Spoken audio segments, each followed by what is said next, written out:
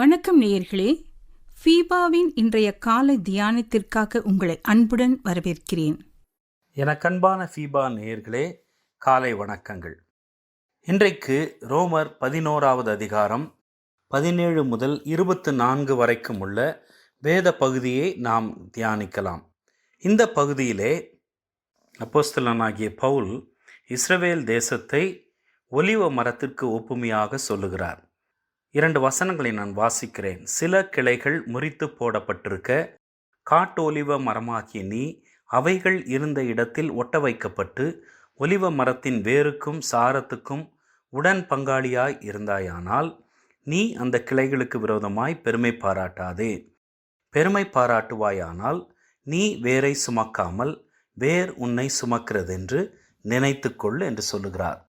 எரேமியா 11வது அதிகாரத்திலே கூட இதே விதமாக ஒலிவ மரத்துக்கு ஒப்புமையாக சொல்லப்பட்டிருக்கிறது. ஒலிவ மரம் என்பது அதன் கனிகளுக்காகவும் அதிலிருந்து தயாரிக்கப்படும் ஒலிவ எண்ணெய்க்காகவும் மிகவும் பிரசித்தி பெற்றது. இஸ்ரவேல் தேசம்தான் ஒலிவ மரமாக குறிப்பிடப்படுகிறார்கள்.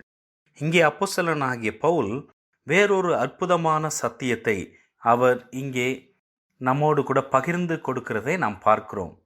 புறஜாதிகளாகிய நாம் இந்த ரட்சிப்பின் திட்டத்திலே பங்கெடுப்பது எவ்வாறு?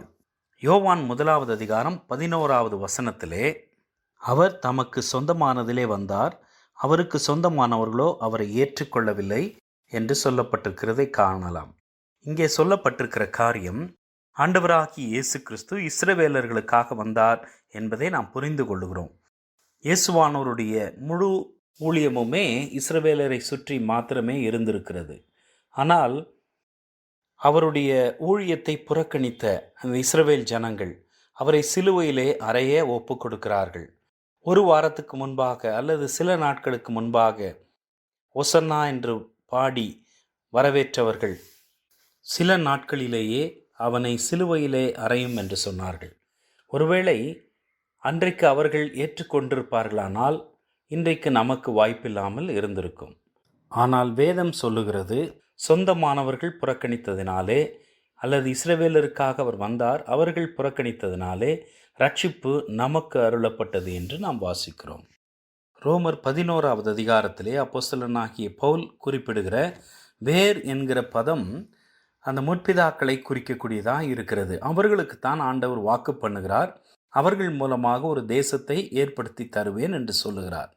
இங்கே அப்படி ஏற்படுத்தப்பட்ட அந்த தேசம் இயேசுவானவருடைய ரட்சிப்பின் செய்தியை புறக்கணித்தபடியால் ரட்சிப்பு புறஜாதிகளுக்கு அருளப்பட்டது என்று சொல்லி அப்போஸ்தலர் நடபடிகளிலும் மற்ற பகுதிகளிலும் நாம் வாசிக்கக்கூடியவர்களாக இருக்கிறோம். இந்த ரோமர் 11 அப்போஸ்தலனாகிய பவுல் குறிப்பிடுவது, இந்த ஒலிவ மரத்தின் கிளைகள் தரிக்கப்பட்டன. ஏன் தரிக்கப்பட்டன? அவைகள் உரிய விதத்திலே நடந்து கொள்ளவில்லை, அந்த மரத்துக்குரிய தன்மையை வெளிப்படுத்தவில்லை, அந்த மரத்துக்கு ஏற்ற குணாதிசயத்தை கொண்டிருக்கவில்லை. அதனால் அது தரிக்கப்பட்டு காட்டு ஒலிவ மரத்தின் கிளைகள் அந்த இடத்திலே ஒட்டப்பட்டன அல்லது பதியன் போடப்பட்டன என்று நாம் கவனிக்கலாம். அதனுடைய அர்த்தம் என்னவென்றால், இந்த ஒலிவ மரத்தின் சாறு, அதனுடைய சத்துக்கள் எல்லாம் உறிஞ்சப்பட்டு இந்த கிளைக்கு கொடுக்கப்பட வேண்டும். இந்த காட்டு ஒலிவ மரத்தின் கிளைகள் அந்த நல்ல ஒலிவ மரத்திலே இணைக்கப்பட்டு அதனுடைய பகுதியாக மாறும் என்று சொல்லி பவுல் அப்போஸ்தலன் குறிப்பிடுகிறார். அதாவது இஸ்ரவேல் ஜனங்களுக்கு வழங்கப்பட்ட ரட்சிப்பின் நற்செய்தியை அவர்கள் புறக்கணித்த போது கிளைகள் தரிக்கப்பட்டு அந்த இடத்திலே காட்டு ஒலிவ மரத்தின் கிளைகள் ஒட்டப்பட்டன என்று நாம் பார்க்கிறோம். கண்பான ஃபீபா நேயர்களே, மென்மையான ஒரு சத்தியம் இங்கே வெளிப்படுத்தப்படுகிறது. புறஜாதிகளாகிய நாம் ரட்சிப்பை பெற்றுக்கொள்ளக்கூடிய விதத்தில் அந்த சுவிசேஷத்திற்கு நாம் கீழ்ப்படிந்து அவரை ஏற்றுக்கொண்ட போது அந்த நல்ல ஒலிவ மரத்திலே நாம் ஒட்ட வைக்கப்பட்டோம். அவர்களுக்கு வழங்கப்பட்ட வாக்கு பண்ணப்பட்ட ஆசீர்வாதங்கள், நன்மைகள் எல்லாம் நாம் சுதந்திரிக்கக்கூடிய விதத்திலே ஆண்டவர் நம்மை உருவாக்கி இருக்கிறார். ஆனால் நம்மிடத்தில் எதிர்பார்ப்பது என்ன?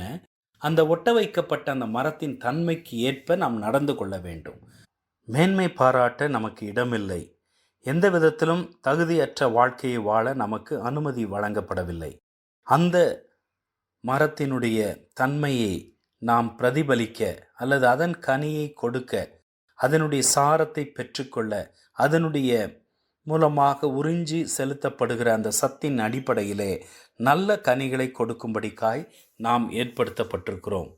ஏதோ பெருமை பாராட்ட என்னிடத்தில் ஒன்றுமில்லை. இது முழுவதுமாய் தேவ கிருபையினாலே எங்கோ கிடக்கிற காட்டு ஒலிவ மரத்தின் கிளையாகிய நானும் நீங்களும் இந்த நல்ல ஒலிவ மரத்திலே இணைக்கப்பட்டிருக்கிறோம். நல்ல கனிகளை கொடுத்து அதற்கேற்ப வாழ்வோம். தேவன் நம்மை வழிநடத்துவாராக.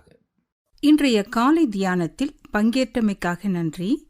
உங்களது கருத்துக்களை பகிர்ந்து கொள்ளவோ மேலும் விவரங்கள் அறிந்து கொள்ளவோ 9458585042 என்ற எண்ணிற்கோ அல்லது info@fibaonline.org தொடர்பு கொள்ளவும். தேவன் தாமே உங்களை ஆசீர்வதிப்பாராக. ஆமேன்.